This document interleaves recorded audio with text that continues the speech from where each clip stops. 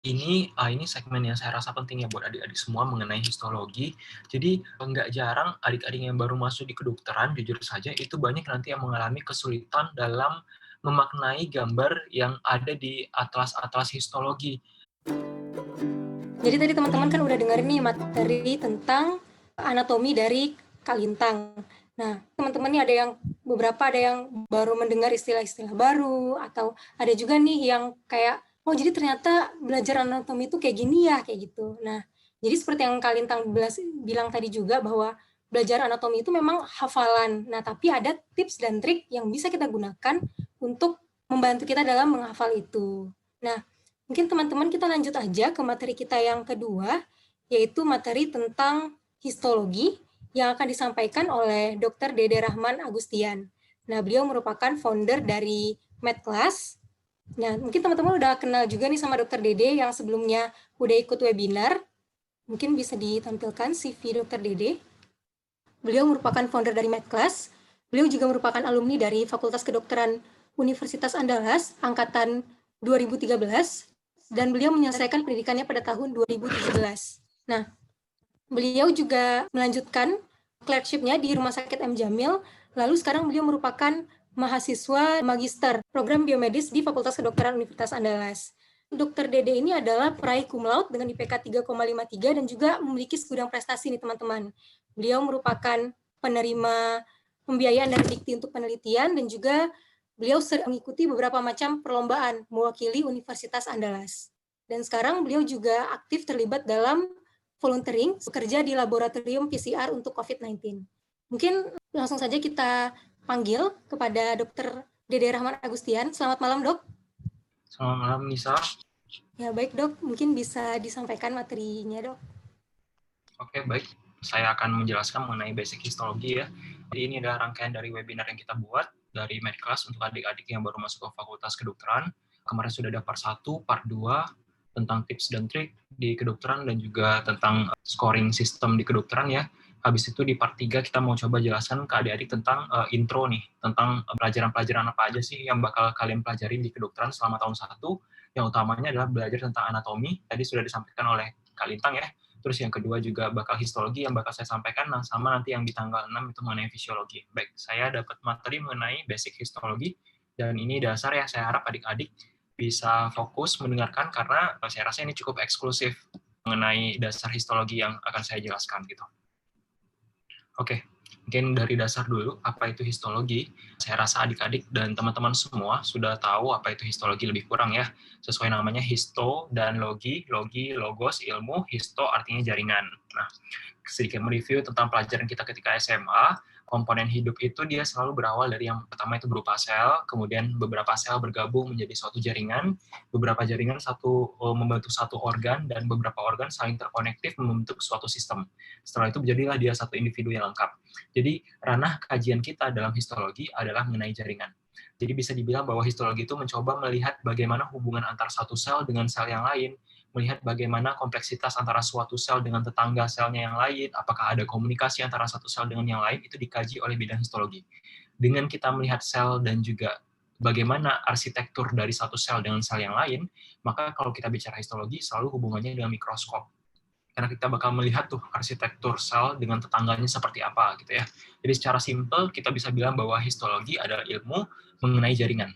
Nah, karena di kedokteran itu sistemnya kita tidak hanya mengkaji sesuatu yang besar. Contohnya ya, misalkan tadi sudah dijelaskan oleh Kak Lintang mengenai otak, kita tidak hanya bisa bilang suatu penyakit itu berasal dari otak. Harus ada pembuktian bahwa memang unit-unit terkecil dari otak itu mungkin ada yang salah. Contohnya kalau kita bicara tentang stroke, kalau kita lihat otaknya, kita misalnya kita lakukan pembedahan pada mayat, pada pasien yang sudah meninggal, pada mayat ya di kasus forensik, kita lihat dari luar mungkin tidak kelihatan apa-apa. Tapi ketika kita lihat lebih detail menggunakan mikroskopik, misalkan kita nanti bisa lihat bahwa sebenarnya terjadi kematian di tingkat selular, walaupun secara kasat mata tidak tampak, namun nanti di mikroskop kelihatan. Nah, jadi kajian di kedokteran itu sangat luas, mulai dari apa yang nampak di mata, sampai apa yang tidak nampak di mata, sampai ke tingkat molekular, sampai ke tingkat struktur sel, itu semua bisa dikaji di dalam dunia kedokteran. Nah, sekarang kita belajar tentang kajian jaringan dan juga unsur sel di dalamnya.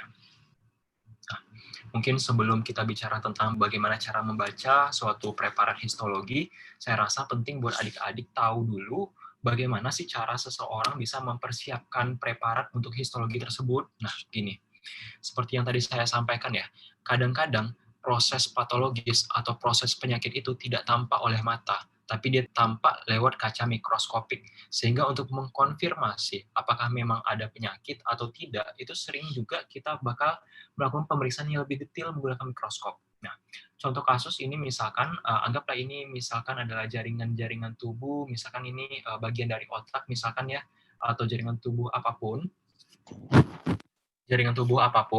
Nah, ketika kita mau mengkajinya, karena kita mau melihat selnya, tentu kita harus memotongnya lebih kecil. Tidak mungkin setebal ini kita lihat di mikroskop. Kita nggak bakal bisa lihat lebih detail daripada itu. Kita nggak bakal bisa lihat lebih detail daripada sekedar lihat pakai mata saja. Sehingga kita harus melihat dia lebih detail dengan cara kita memotong. Contohnya gini, kalau tadi Kak Lintang udah liatin mengenai otak ya, lebih kurang, kita udah lihat kan menggunakan otak, nah kan kita belum bisa pastikan tuh, apakah di dalam otak itu aman. Kalau kita cuma lihat otak dari luar, kan kita cuma lihat luar-luarnya saja. Bagaimana yang di dalamnya, sehingga kita nggak bisa lihat, sehingga harus dipotong. Nah, kita harus bikin jaringan yang mau kita lihat itu, kita potong-potong kecil-kecil. Ini dia proses yang dilakukan pertama kali ya.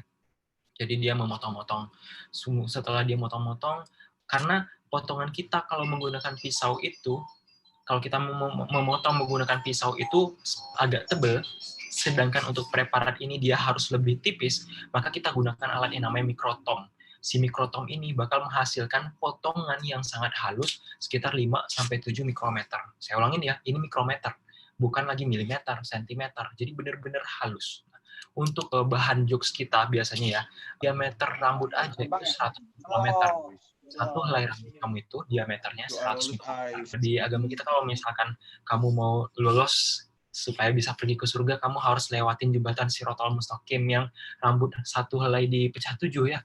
Berarti 100 mikro dibagi 7 lebih kurang berapa? Anggaplah 70 mikro dibagi 7 berarti 10 mikro kan ya. 10 mikrometer adalah satu helai rambut dipecah 7.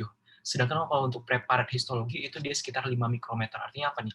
Lebih sempit lagi, lebih kecil lagi, lebih tipis lagi daripada rambut dibelah 7. Jadi kalau misalkan kita jokesnya itu kalau misalkan kalian mau uji-uji kamu bakal sampai ke surga nggak ya? Coba deh jalan di atas kaca preparat nih. Kalau kamu tembus lewatin kaca preparat mungkin kamu tembus ya sama ke situ.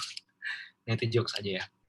Nah, setelah kita bikin dia setipis itu, baru nanti adik-adik bakal mencoba untuk menaruh dia di dalam kaca preparat seperti ini. Habis itu baru kita kaji lewat pemeriksaan mikroskopik. Kita lihat di bawah mikroskop bagaimana sih arsitektur dari selnya. Ini selnya sel apa? Apakah terjadi kematian di tingkat selular atau ada proses patologis atau proses penyakit yang terjadi di jaringan yang kita curigai memang merupakan suatu penyakit tadi. Jadi untuk mengkonfirmasi begitu ya lebih kurang. Oke. Nah, ini segmen yang saya rasa penting ya buat adik-adik semua mengenai histologi. Jadi nggak jarang adik-adik yang baru masuk di kedokteran, jujur saja, itu banyak nanti yang mengalami kesulitan dalam memaknai gambar yang ada di atlas-atlas histologi. Bahwa itu di Fiore atau Junqueira yang beberapa yang populer ya, itu kita kesulitan untuk memahami ketika kamu baru buka.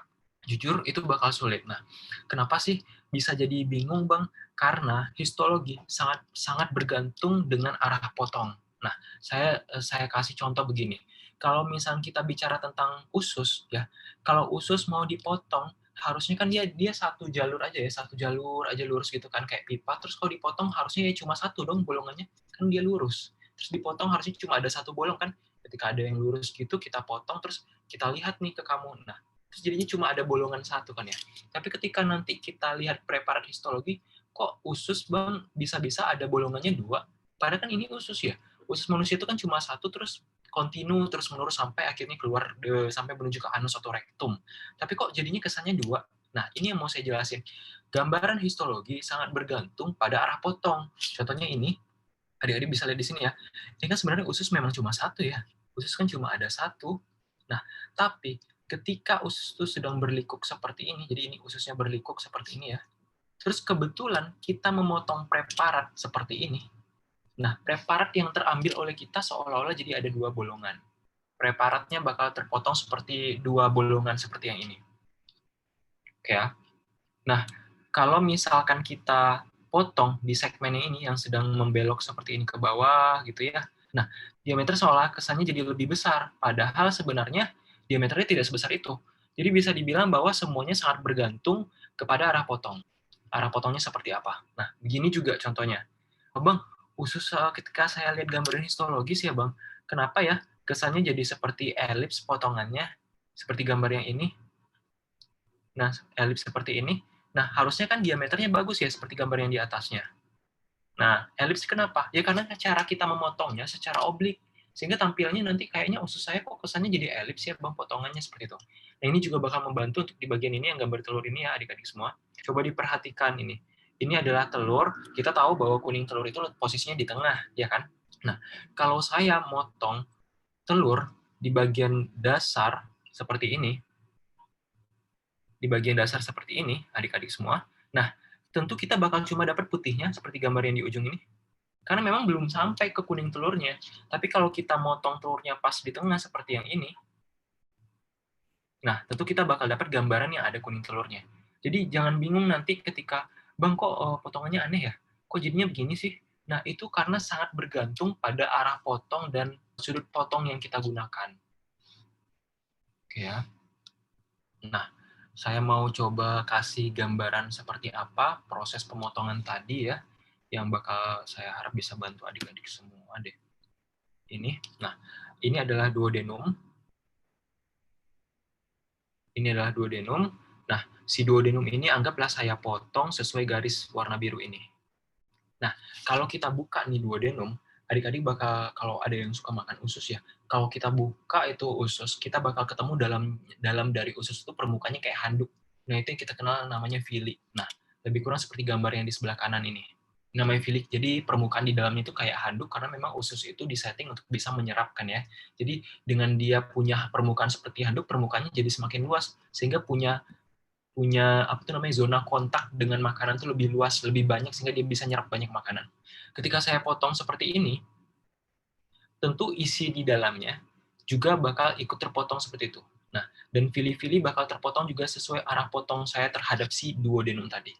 Nah, ketika kita potong, adik-adik bisa lihat nih, saya sengaja taruh garis potongnya di sini ya, ke sini. Nah, adik-adik bisa lihat nih, garis potong ini, yang ini, garis potongnya ini, nah itu dia benar-benar memotong satu buah fili mulai dari dasar sampai ke ujung. Nah, sedangkan kita bisa lihat potongan kita juga ternyata memotong fili di atasnya cuma di bagian ujungnya doang sedikit. Paham ya? Nah, ini adalah sesuatu yang bakal membantu adik-adik untuk memahami kenapa nih gambar jadinya seperti ini. Nah, ini adalah gambaran si duodenum tadi, si usus tadi, ketika dia dipotong. Adik-adik bisa lihat nih, mungkin pergi saya tunjukin yang ini ya. Nih, yang ini. Nah, oke. Nih, adik-adik bisa lihat dia dari bawah sampai ke atas tuh lengkap nih. Oh, berarti ini benar satu buah fili. Berarti untuk yang satu buah fili full ini, yang satu buah fili full ini ke bawah, itu ceritanya adalah memotong yang ini. Yang ini. Karena pas kita motong benar-benar dapat nih dari basal sampai ke puncaknya. Tapi kalau kita mau lihat yang ini nih contohnya, atau yang ini deh. Nah, yang ini nih. Yang ini, ya yang ini nih. Nah, ini kan seolah-olah kayak, Bang, kok filinya bisa copot ya? Copot dari mana tuh? Nyambungnya kemana? Kok nggak ada temennya? Kok nggak ada? Kok tiba-tiba melayang-layang aja dia di situ? Dari mana tuh dia berasal? Nah, itu ceritanya persis kayak si yang ini. Ya, yang emang pas kita potong, dia kepotong itu cuma di ujung, jadi kesannya seolah-olah dia tidak ada sambungannya. Padahal kalau ini kaca preparat kita geser ke atas lagi, atau kita geser ke bawah lagi, kita bisa dapetin badan dari filinya lengkap. Karena sekarang ceritanya kita memotong, dan kebetulan memotong fili yang lagi tiduran. Otomatis kepotongnya di sini. Tapi kalau misalnya kita motong dengan kondisi fili yang lagi tegak lurus juga kayak gini, kita potong, kita bakal dapet satu buah filinya full. Tapi kalau kita lagi filmnya lagi ronde kayak ini terus kita potong seperti ini, ya kita cuma dapat ujungnya doang jadinya. Gitu ya. Oke. Nah, ini juga jadi saya memfokuskan histologi saya hari ini adalah mengenai histologi epitel karena saya rasa ini mesti nyambung sama adik-adik semua. Nah, ketika kita belajar waktu SMA, kan adik-adik selalu dikasih gambar epitel seperti ini ya. Ada yang simple squamous atau kita bilangnya pipih selapis pipih, ada yang stratified squamous atau berlapis pipih, ada yang simple selapis kuboidal, ada yang berlapis kuboidal, ada yang kolumnar, ada yang selapis kolumnar, ada yang pseudostratified kolumnar, ada yang transisional. Ini adalah sesuatu yang adik-adik biasa lihat di buku-buku biologi ketika SMA. Nah, tapi jangan kaget ketika kita belajar histologi, kok nggak mirip gitu ya. Nah, ini contohnya saya kasih gambar pertama yang sebelah kiri ini. Ini adalah gambaran untuk epitel pipih berlapis. Jadi, si stratified squamous ini, nah inilah dia gambarannya. Jadi dia pipih berlapis nih ceritanya, pipih berlapis. Nah, adik-adik bisa lihat bahwa antara gambaran histologi sama gambaran yang sering kita lihat waktu SMA itu nggak cocok. Maksudnya bisa dibilang bahwa susah untuk menyamakannya karena emang berbeda gitu ya. Kita cuma bisa lihat kayak warna-warna pink gitu-gitu aja. Tapi sebenarnya ini adalah satu sel epitel yang stratified squamous. Sedangkan untuk gambaran yang di sebelah kanan, ini adalah gambaran epitel pipih selapis. Nah, saya kasih clue ya. Jadi, sama seperti yang disampaikan oleh Kak Lintang tadi, bahwa di kedokteran itu cara belajarnya salah satunya adalah dengan cara kita menggabungkan antara ilmu fisiologi, terus kita gandeng dengan histologi. Nah, ini saya kasih contoh. Simple squamous untuk yang ini, yang berlapis, selapis gepeng ini, itu disetting untuk zona-zona di dalam tubuh yang butuh pertukaran dengan cepat. Nah, sehingga kita bisa bilang bahwa simple squamous itu nanti dia bakal terjadi di alveoli, gambar yang di sebelah kanan ini adalah alveoli ya, dan juga di glomerulus ginjal. Nah, kenapa sih Bang harus di posisinya di alveoli atau di glomerulus ginjal? Kita harus mikir nih, contoh alveoli aja. Kan kita harus dengan cepat menukar oksigen yang masuk dari luar ke dalam paru-paru supaya masuk ke dalam darah, dan membuang semua CO2 dari darah keluar ke dalam paru-paru menuju ke udara luar kan ya. Nah, dan itu harus berdifusi dengan cepat.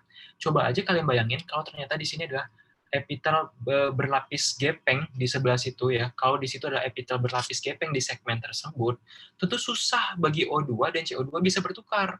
Nah, jadi bisa kita bilang bahwa setiap lapisan epitel di tubuh manusia itu tersusun di tempat dengan fungsi yang sesuai. Jadi saya tidak merekomendasikan adik-adik untuk menghafal mati yang nggak jelas. Maksudnya gini, selapis gepeng berarti ginjal sama ginjal alveoli terus hafal.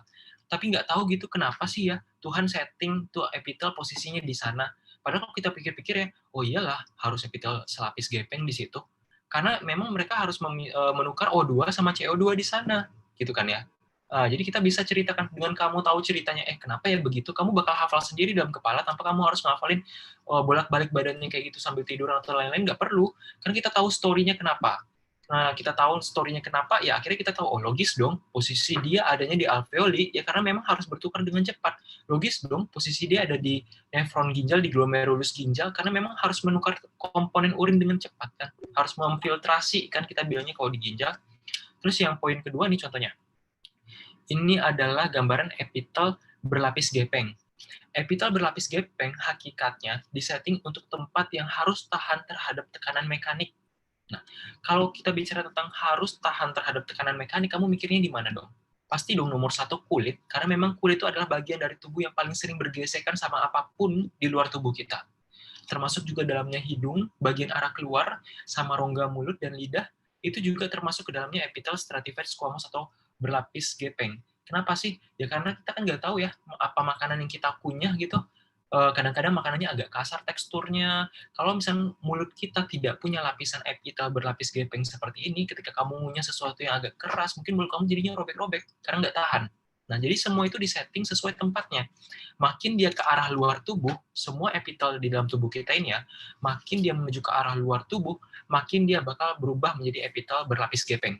Karena kenapa? Karena semakin keluar dari tubuh, semakin besar paparan terhadap tekanan mekanik yang didapatkan oleh tubuh. Maka seperti kulit, contohnya kulit itu sangat-sangat epitel squamosa atau berlapis gepeng. Jadi jangan dihafal satu-satu, tapi kamu tahu story-nya kenapa dia di situ, kamu langsung hafal sendiri jadinya. Oke ya, saya contohin buat slide berikutnya, epitel kuboidal. Nah, epitel kuboidal itu settingannya adalah untuk segmen-segmen yang sifatnya menyimpan atau mempertahankan. Bisa dibilang ini seperti suatu kapiler-kapiler dalam tubuh, atau misalnya kelenjar keringat, atau dia memproduksi sesuatu, biasanya dia sifatnya kuboidal. Nah, kuboidal ini ada dua macam, ada yang selapis, ada yang berlapis. Ini contoh untuk yang selapis ya adik-adik.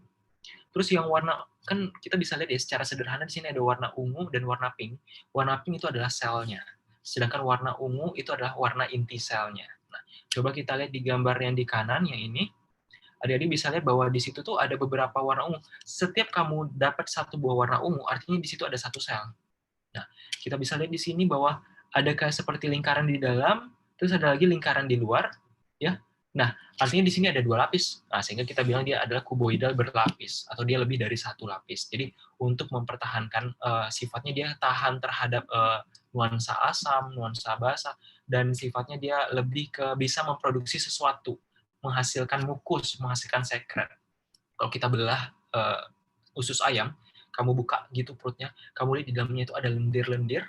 Kenapa coba? Karena memang sel epitel yang ada di saluran cerna itu kebanyakan adalah kolumnar, atau kuboidal atau kolumnar sebagiannya. Kenapa seperti itu? Karena memang dia harus licin. Coba aja bayangin ya, kalau kamu makan sesuatu, terus ternyata saluran cerna kamu itu nggak licin, saluran cerna kamu itu ternyata jumlah cairan mukus yang dia produksi sedikit, tentu tersangkut-sangkut jadinya makanan kita ya. Masa kamu telan makan onde-onde gitu tuh nyangkut dia nanti di usus kamu, nggak jalan-jalan, kan bahaya ya. Ada penyakitnya namanya ileus. Jadi memang epitel itu selalu disetting di tempat mereka cocok. Ketika epitel itu tumbuh di tempat yang tidak cocok, itu yang berbahaya, itu yang patogen. Itulah salah satunya tumor nanti ya. Kita bakal jelaskan.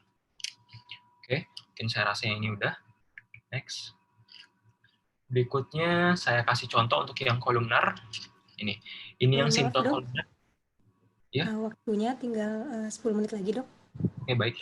Ini yang kolumnar ya. Jadi yang kolumnar ini contohnya kolumnar. Jadi ada satu sel ini kan ya, satu sel karena cuma punya satu inti, sedangkan ini yang berlapis kolumnar. Nih, banyak sel berlapis dan banyak intinya. Ini biasanya klasiknya kita lihat di paru-paru.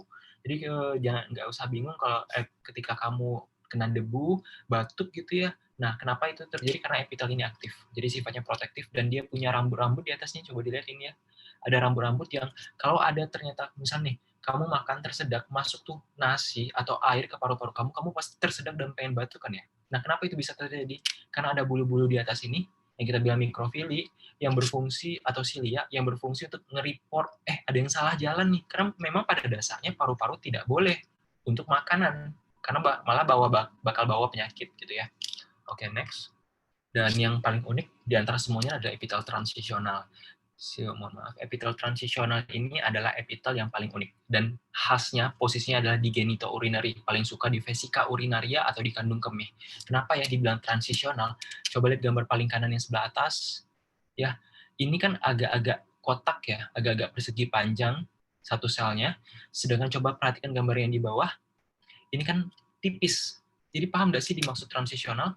Kalau ternyata vesika urinaria atau kandung kemih kamu penuh, sehingga mereka butuh ruang lebih banyak untuk bisa menampung urin, karena kamu belum ketemu toilet misalkan, maka dia bakal berubah jadi tipis sekali, supaya nanti ruang itu jadi lebih luas dan bisa menampung urin lebih banyak.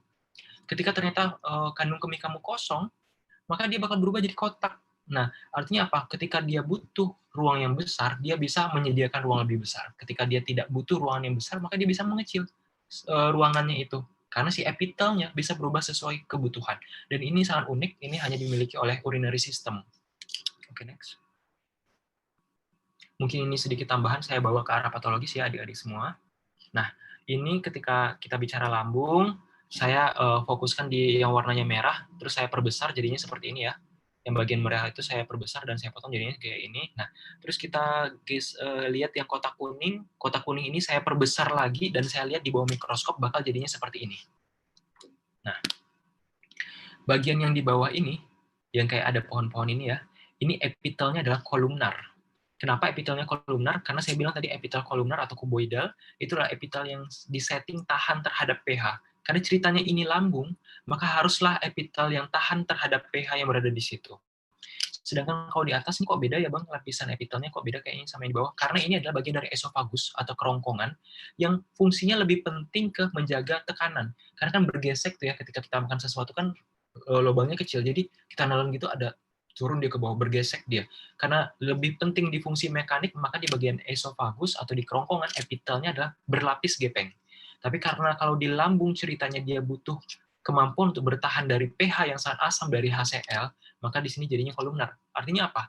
Epitel sangat bergantung pada ini fungsinya apa, buat apa, dan Tuhan itu udah setting, Tuhan itu adil, dia setting kalau emang kita butuhnya ini, maka di situ ditaruh epitel yang sesuai, gitu ya. Oke, next.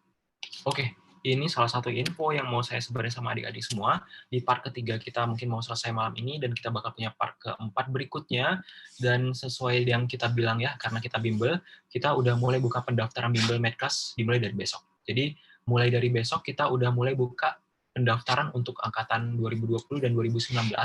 Jadi, adik-adik yang mau mendaftar, silakan nanti bisa cek WhatsApp-nya saat ini juga. Tim saya sudah kirimkan di chat grup WhatsApp-nya gimana cara mendaftar buat ikut bimbel ini, dan pendaftaran bakal dimulai dari besok ya. Ini kabar bahagia. Kita menyambut adik-adik semua untuk bisa gabung bersama kita di Medclass. Oke, nah jadi apa aja sih fasilitas yang kita berikan? Di Medclass kita bakal punya bimbingan 12 kali pertemuan dalam satu blok ya, dalam 6 minggu 12 kali pertemuan, 10 kali pertemuan adalah materi, 2 kali pertemuan adalah pembahasan soal. Habis itu biayanya adalah 400.000 per blok, jadi dalam satu blok biayanya 400.000, dan ada info baru nih buat adik-adik semua, untuk yang bawa temennya, artinya dia ngajakin temennya, dengan tentunya kita nanti konfirmasi sama temennya diajak ya, apakah benar dia diajak oleh si A. Maka kalau memang si A berhasil ngajakin temennya dari universitas yang sama, kita bakal kasih potongan harga 50.000 buat si A yang tadi ngerekomendasiin ke temennya. Dan sejak kapan ini bisa dilakukan? Mulai besok pendaftaran sudah mulai dibuka. Sehingga sekali lagi tolong diingat ya bahwa kita punya tutor yang terbatas, jadi memang kita hanya punya kelas yang restrict, jadi kita nggak kelas buka besar-besaran begitu adik-adik semua. Jadi diharapkan mungkin kalau memang ingin bergabung bersama kita, disegerakan gitu untuk mengisi chatnya, at least ngisi chat dulu biar kita bisa daftarkan nama. Apa kelebihan kita? Kita punya materi yang lebih dahulu daripada kampus. Jadi kalau kamu belajar sama dosen besok, hari ini kamu udah belajar sama kita. Jadi kita pengen murid kita tuh lebih pintar daripada yang lain ketika sedang belajar sama dosen. Terus kita punya ribuan bank soal kedokteran, diajar oleh tutor yang kompeten, kita bukan bimbel baru buka, kita udah mulai jalan dari 2016, semuanya udah terbiasa buat ngajar, kayak Kak Lintang tadi, atau mungkin ada Bang Syauki, atau beberapa tutor yang lain, ada banyak. Terus materi bakal dikemas dengan menarik dan mudah dimengerti, seperti yang tadi. Tadi adalah slide bimbel kita, tadi adalah pengajaran kita. Jadi memang seperti itu cara kita ngajar, kalau adik-adik suka silakan bergabung. Dan kita belajar secara online dan offline, tapi terutama buat sekarang era pandemi, kebanyakan kita belajarnya via online. Ya. Yo, tak tempelin stiker. Cara daftarnya gimana ya? Oke, jadi cara daftarnya yang pertama, buka chat tadi, udah dikirim barusan ya di WhatsApp, terus di situ ada kontak person. Jika kalian memang pengen gabung sama Medclass, silakan hubungi CP-nya. Terus nanti CP bakal kasih forwardan chat tentang data-data, silakan diisi, dan berikutnya tinggal tunggu konfirmasi dari CP-nya. Dan sekali lagi tolong adik-adik ingat ya, kita memang kelasnya restrict, jadi kita nggak bisa buka banyak-banyak, kita lebih berfokus ke kelas yang bisa kita handle, kita nggak mau terlalu banyak. Jadi kalau memang banyak yang ingin ikut, disegerakan saja chat dan tulis namanya atau hubungi CP-nya, oke gitu ya. Mulai besok udah bisa ikut di kelasnya. Mendaftar maksud saya, sorry. Oke, kami tunggu ya.